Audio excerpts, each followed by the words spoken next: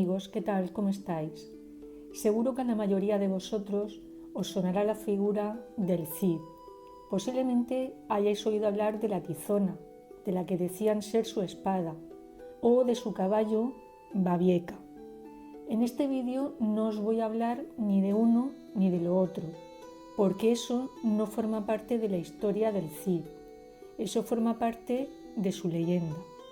Tampoco os voy a decir el año en que nació, pero porque realmente no se sabe. Lo más que os puedo decir es que se cree que tuvo que ser en la década de los 40 del siglo XI. Realmente saber el año exacto de su nacimiento pienso que es algo irrelevante. Me parece más interesante saber el contexto histórico de ese momento, porque al final creo que cada personaje es producto de sus circunstancias personales, pero también del periodo histórico en que le tocó vivir. Y cuando el Cid nació, la península ibérica se encontraba dividida. El norte estaba ocupado por los cristianos. Estos territorios se dividían entre los reinos de León, Castilla, Pamplona, Aragón y los condados catalanes. El resto de la geografía peninsular estaba bajo el dominio musulmán. Mientras que los dominios musulmanes estuvieron bajo el gobierno del califa, esos territorios se mostraron fuertes. El problema para ellos va a ser cuando la figura del califa se debilite y en su contra empiecen a ganar más poder los funcionarios del Estado. En ese sentido, figuras como Almanzor restaron aún más poder al califa. En el año 1031 quedó depuesto el último de los califas. El proceso de disgregación continuó hasta 1080 y se conocerá como el período de las taifas. Y cada taifa estaba gobernada por una familia. Toda división genera desunión y por lo tanto debilidad. Y esto no hizo otra cosa que favorecer enormemente a los cristianos en su proceso de reconquista. Rodrigo Díaz de Vivar, que así se llamaba nuestro protagonista de hoy, se cree que nació en algún municipio cercano a Burgos, posiblemente en Vivar. Sobre este dato no existe una corroboración documental. ¿Cómo se sabe entonces? Pues porque existe una tradición constante, y esa tradición se basa en el hecho de que su padre, que se llamaba Diego Laínez, después de luchar para Fernando I, el rey de León, adquirió posesiones en Vivar. Sobre Rodrigo siempre se ha creído que fue un héroe hecho a sí mismo, que fue subiendo en la escala social gracias a su habilidad con las armas. Pero esto no fue así. Nació en el seno de una familia aristocrática y con gran patrimonio. Respecto a su madre, se cree que fue Teresa Rodríguez, hija de Rodrigo Álvarez, quien fue conde de Asturias. Otro dato que apunta a su pertenencia a una familia aristocrática es que la historia Roderici, que es una crónica biográfica del Cid del siglo XII, lo presenta como un varón ilustrísimo, y este calificativo se empleaba para la aristocracia.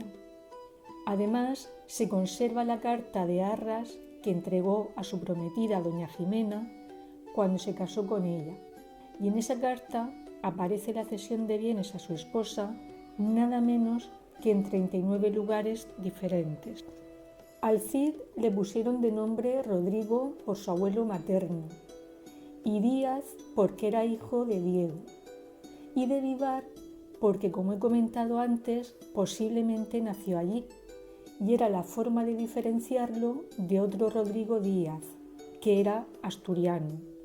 El hecho de que su padre hubiera ejercido como caballero al servicio de Fernando I va a permitir a Rodrigo que tenga contacto con los hijos del rey Fernando I, con los futuros Sancho II y Alfonso VI.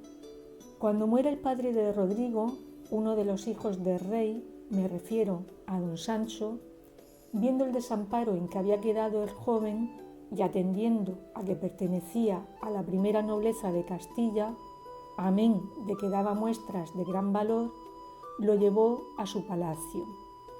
Su educación debió de incluir las enseñanzas de narraciones heroicas y, por supuesto, el oficio de las armas y la equitación.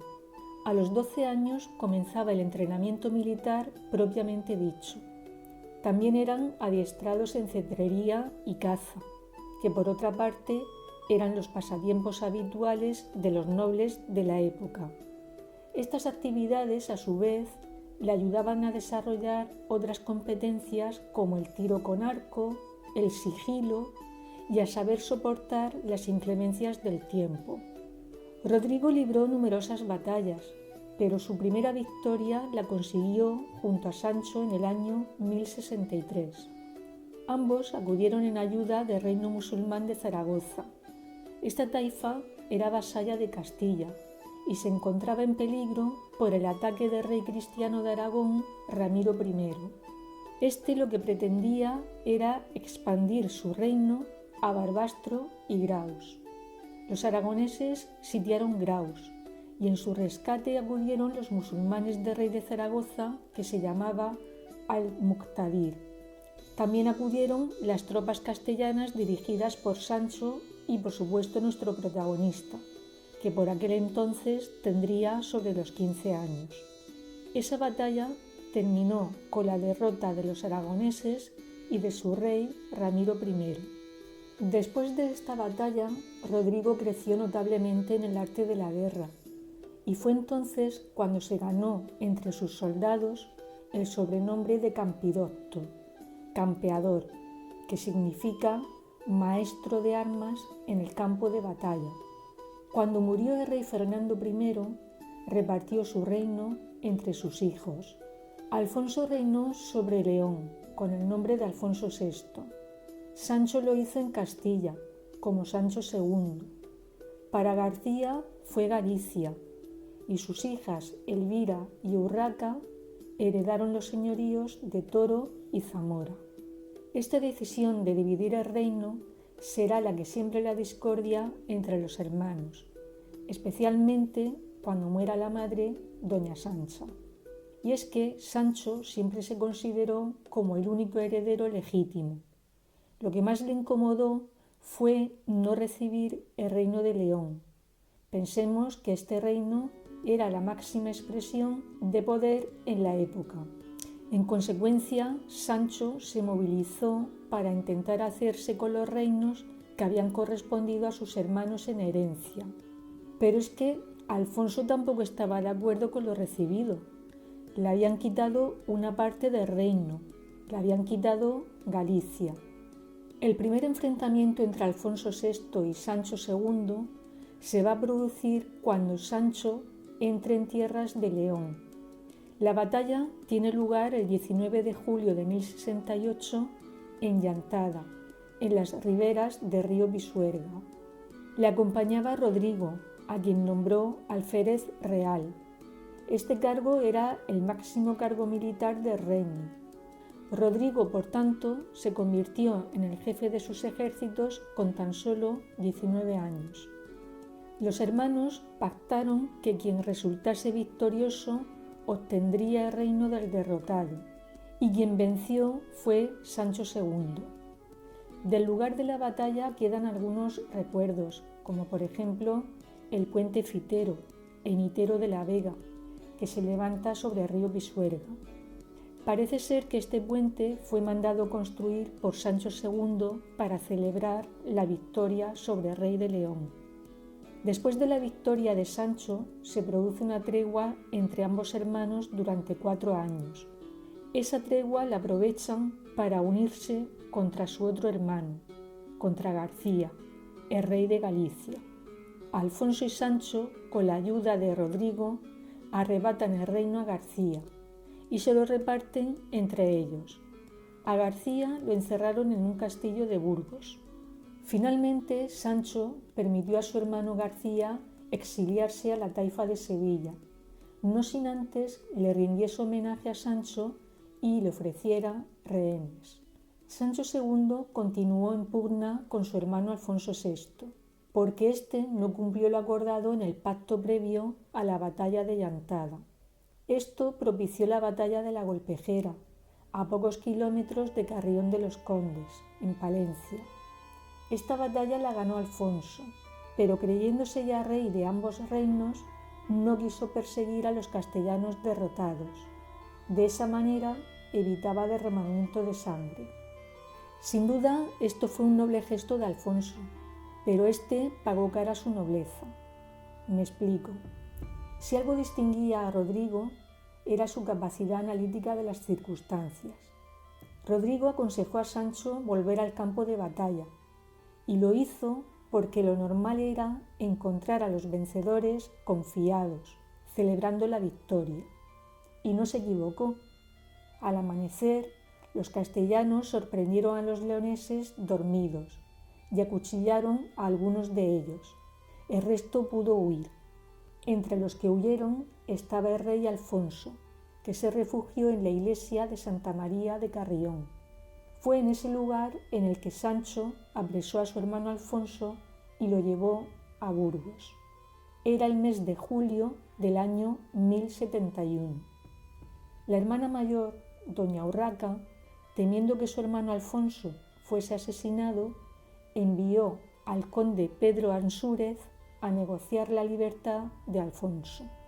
Sancho accedió, pero puso una condición: que Alfonso le entregara el reino de León y tomara el hábito monacal en el monasterio de Sahagún.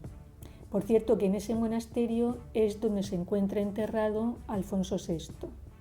Sancho se coronó a sí mismo en León el 12 de enero de 1072, pero ni el alto clero ni la nobleza leonesa le apoyaban. Pero este no fue el único desplante de esos sectores de la sociedad. La confrontación de la nobleza con Sancho se evidenció en episodios posteriores. Uno de ellos fue la actitud de la familia Banu Gómez Ansúrez, en cuyas tierras no solo se rechazó la presencia de Sancho, sino que también se redactaron algunos diplomas con el nombre de Alfonso asociado a la dignidad real de la que su hermano le acababa de privar. Sancho finalmente exilió a Alfonso a Toledo, donde Al-Mamún lo recibió como a un hijo. Pero los leoneses insistían, no querían a Sancho II. De hecho, un grupo de nobles leoneses, descontentos y agrupados en torno a doña Urraca, se alzaron contra él en Zamora. Don Sancho acudió a sitiar la ciudad. Recordemos que a doña Sancha le correspondió en el reparto de la herencia Zamora. Doña Urraca, aunque opuso una gran resistencia, en un momento dado comprendió que todo estaba perdido. Pero en ese punto tan crítico apareció en escena un caballero llamado Bellido Dolfos. Este estaba vinculado por parentesco con Pedro Ansúrez y los Banu Gómez, enemigos declarados, como ya comenté, de Sancho II. Bellido fingió desertar y pasarse al servicio de Sancho. Se ganó su confianza y con la excusa de enseñarle una entrada secreta a la ciudad, le atravesó el pecho con una lanza. Sancho falleció en su campamento. Si vais por Zamora, tanto el lugar del apuñalamiento como el del fallecimiento del rey están localizados por cruces. La noticia de la muerte de Sancho inmediatamente llegó a Alfonso. Era el momento de presentarse en Zamora. Allí fue recibido con gran júbilo y allí también fue coronado rey de León nuevamente. La coronación de Alfonso VI como rey de Castilla tiene una leyenda cuyo protagonista es Rodrigo. Esa leyenda dice que a pesar de que Alfonso fue reconocido por los castellanos, tuvo que pasar por la humillación de jurar ante la Biblia no haber tomado participación alguna en la muerte de su hermano. Fue Rodrigo, ante todo el público, en la iglesia de Santa Gadea, quien pidió por 3 veces juramento a Alfonso, y 3 veces tuvo que jurar Alfonso. Dice la leyenda que acabado el juramento, los castellanos vitorearon al rey. De este inventado hecho existe una pintura de Marcos Giraldez Acosta. La muerte de Sancho II debió de parecerle a Alfonso una liberación, pero Alfonso, recordemos que tenía otro hermano. Si recordáis a García, lo habíamos dejado en un castillo de Burgos apresado por Sancho. Pues la historia se vuelve a repetir con Alfonso. Con el fin de evitar una nueva partición del reino, lo encerró en otro castillo, el castillo de Luna, en León. Allí recibió todo tipo de honores regios, excepto la facultad de reinar. Sin Sancho, Rodrigo pasa a entrar al servicio de Alfonso VI. Pronto se gana su absoluta confianza. Tanto es así que lo nombró juez en pleitos asturianos y hasta lo casó con la que dicen era una pariente suya, doña Jimena Díaz, noble dama nacida en Asturias. Alfonso también lo puso al frente de la embajada enviada a Sevilla en 1079. Esa embajada era la encargada de cobrar las parias que le adeudaba el rey Al-Mutamid. Será en el cumplimiento de esa misión cuando se gane un enemigo que a la larga le va a hacer mucho daño. Os cuento. Al tiempo que Rodrigo se trasladaba a Sevilla, García Ordóñez, hombre de confianza de Alfonso VI, era enviado a Granada con una misión similar. Pero mientras Rodrigo desempeñaba su delegación, el rey Abdalá de Granada, secundado por los embajadores castellanos, atacó al rey de Sevilla. Rodrigo salió en defensa de Al-Mutamid, puesto que el rey de Sevilla se hallaba bajo la protección de Alfonso VI. Los invasores fueron derrotados en la batalla de Cabra, al sur de la provincia de Córdoba. García Ordóñez, junto a otros magnates castellanos, fueron capturados, y esto sentó muy mal en los altos círculos cortesanos, porque Rodrigo se había enfrentado y vencido a uno de los suyos. Este hecho no parece que afectara a la imagen que Alfonso tenía de Rodrigo. Sin embargo, se va a producir otro hecho que sí que va a afectar a esa relación. Alfonso VI mantenía en el trono de Toledo al rey Al-Qadir, pero este rey contaba con la oposición de buena parte de los súbditos. En 1080, mientras el monarca castellano dirigía una campaña para afianzar en el gobierno a su protegido, una partida andalusí, procedente del norte de Toledo, se adentró por tierras sorianas. Rodrigo hizo frente a los saqueadores, pero esto le llevó en su persecución a adentrarse en el reino de Taifa toledano y saquear su zona oriental, que estaba bajo la protección de Alfonso VI. Pero no solo eso, Rodrigo fue más allá. Apresó a García Ordóñez, y esto definitivamente hizo que se convirtiera en su gran enemigo. Este episodio va a afectar al futuro de Rodrigo. Pensemos que García Ordóñez era una persona muy cercana al rey, lo tenía en gran estima, y el episodio le desagradó enormemente.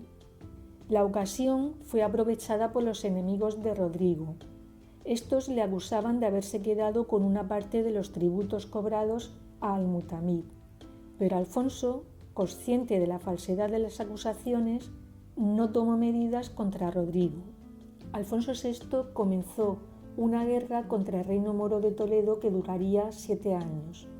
En la campaña de abril-mayo de 1081, los moros atacaron el castillo cristiano de Gormaz y Rodrigo respondió armando a sus hombres. Realizó una cabalgada por el territorio del reino de Toledo. Esa cabalgada fue un rotundo éxito, pero este éxito sobrepasó lo que podían soportar los cortesanos que odiaban a Rodrigo. Le acusaron de haber atacado a moros que mantenían buenas relaciones con el reino, y esta vez Alfonso sí los escuchó y desterró a Rodrigo de sus territorios. Quizás esa fuera la consecuencia de unos cortesanos envidiosos de la brillantez de Rodrigo.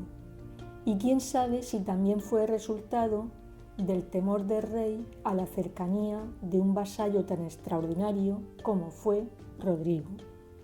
La pena de destierro era una de las consecuencias propias del vínculo del vasallaje entre reyes y nobles.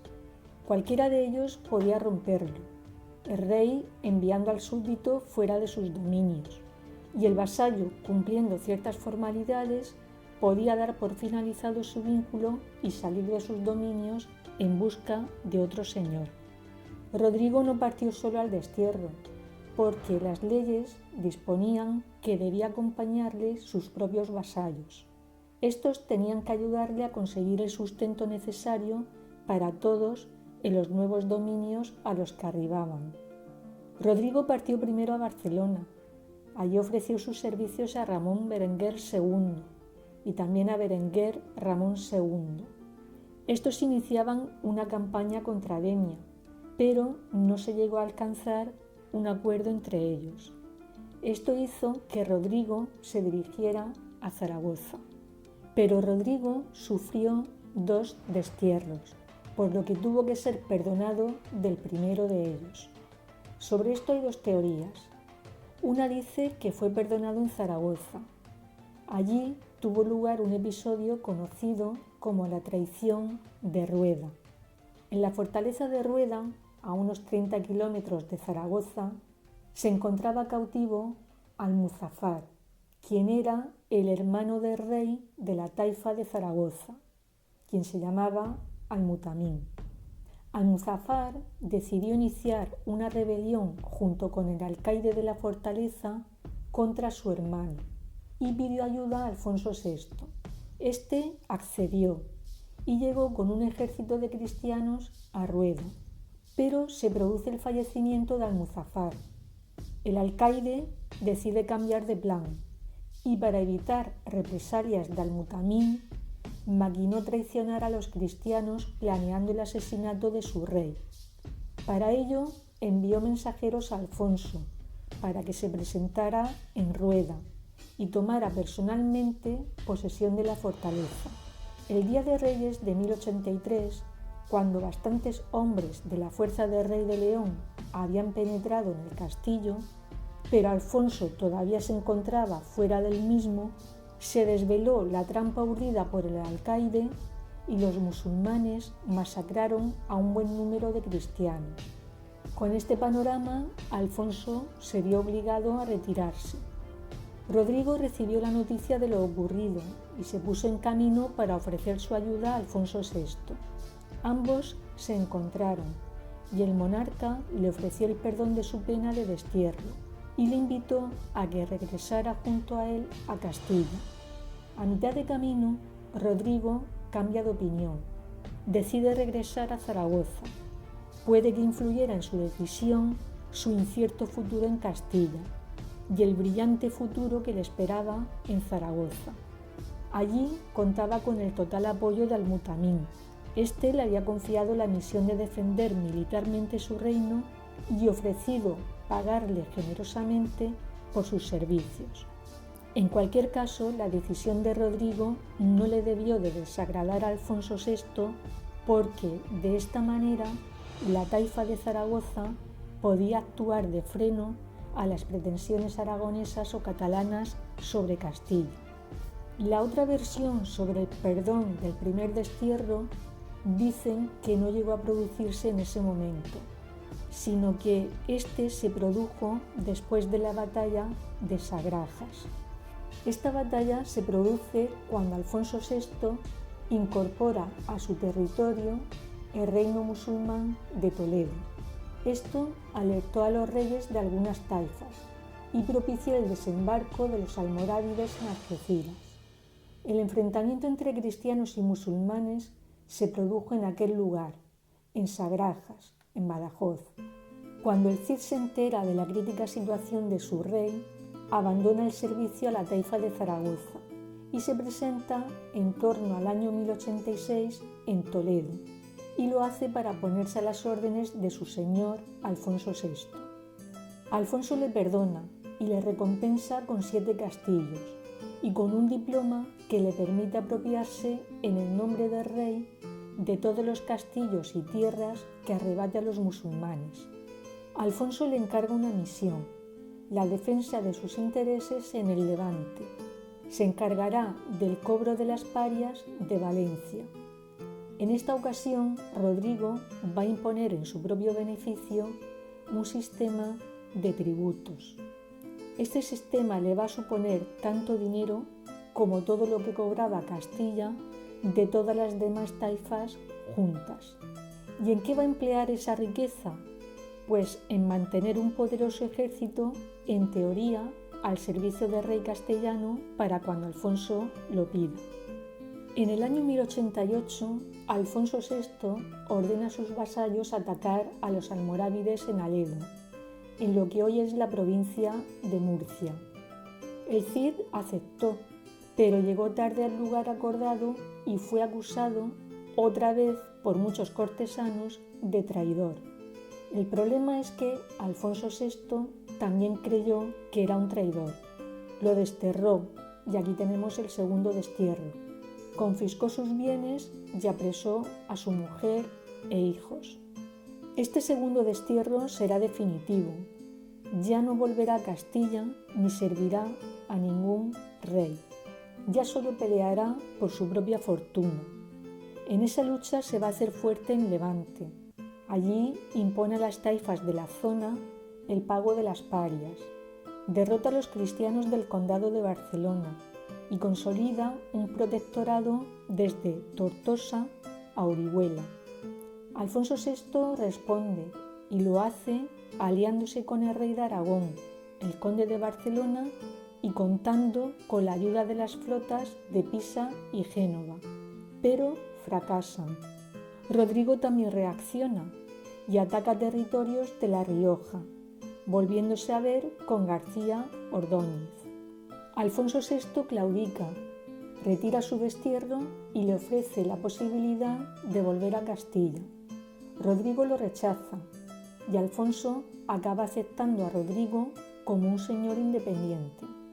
Como tal, Rodrigo ya no se conforma con someter al Levante como un protectorado que paga por su defensa militar, sino que se lanza a la conquista de Valencia. Era el año 1094. Su intención era crear un principado hereditario. Se autoproclamó príncipe de Valencia. Rodrigo se convirtió, por tanto, en soberano cristiano de un principado musulmán. Hay una teoría que dice que fue en esas tierras donde adoptó el sobrenombre de Cid, mi señor, como una forma de reconocer a su caudillo. Otra teoría dice que ese sobrenombre fue el tratamiento honorífico y de respeto por parte de los vasallos del rey de la taifa de Zaragoza.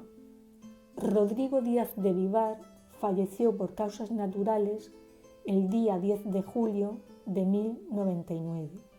A la muerte del Cid, sin ningún hijo varón, ya que Diego, el único que tenía, murió guerreando, fue su esposa doña Jimena quien heredó el principado. En el año 1102, ante una amenaza de las tropas africanas, Jimena pide ayuda a Alfonso VI. Este viaja a Valencia y acuerda con ella abandonar la plaza, no sin antes incendiar la ciudad.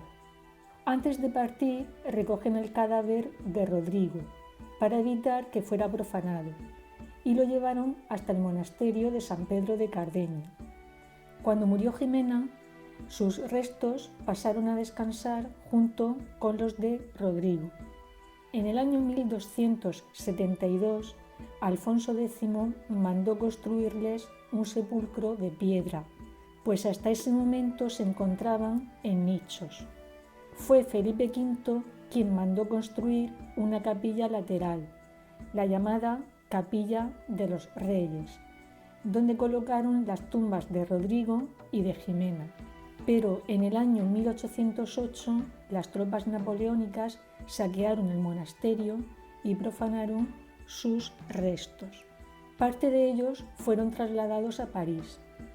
El general Thibaut, admirador del Cid, quiso congraciarse con el pueblo de Burgos y se pudieron recuperar algunos restos, erigiéndose en 1809 un mausoleo con sus restos en el Paseo del Espolón, en Burgos. Cuando se marcharon los franceses, los monjes de San Pedro de Cardeña solicitaron al Ayuntamiento de Burgos que le devolvieran los restos, cosa que hicieron en el año 1826. Mientras tanto, los restos de París se fueron disgregando. Algunos acabaron en Alemania, en el castillo de Sigmaringen, del príncipe Hohenzollern. Este los devolvió en época de Alfonso XII, en 1883. El resto se perdió por distintas ubicaciones, entre ellas Braunais, en la Borgoña francesa, y en el Palacio Checo de Lasny-Kinsbach. Las desamortizaciones que sufrieron las propiedades eclesiásticas durante buena parte del siglo XIX volvieron a dejar lo que quedaba del Cid a expensas de profanadores, de modo que hubo que protegerlos en 1842 en la capilla de la Casa Consistorial de Burgos. Desde 1921 reposan junto con los de Jimena en el crucero de la Catedral de Burgos. Don Rodrigo y Jimena tuvieron 3 hijos. Cristina se casó con Ramiro Sánchez y fueron padres de 2 hijos. Uno de ellos, García Ramírez, llegó a ser rey de Navarra. Otro hijo fue Diego, que, como dije anteriormente, murió batallando antes de que él falleciera, y otra tercera hija llamada María. Felipe II propuso la canonización del Cid. Le encargó, siendo todavía príncipe, a Diego Hurtado de Mendoza, quien era descendiente del Cid, que elaborara un informe.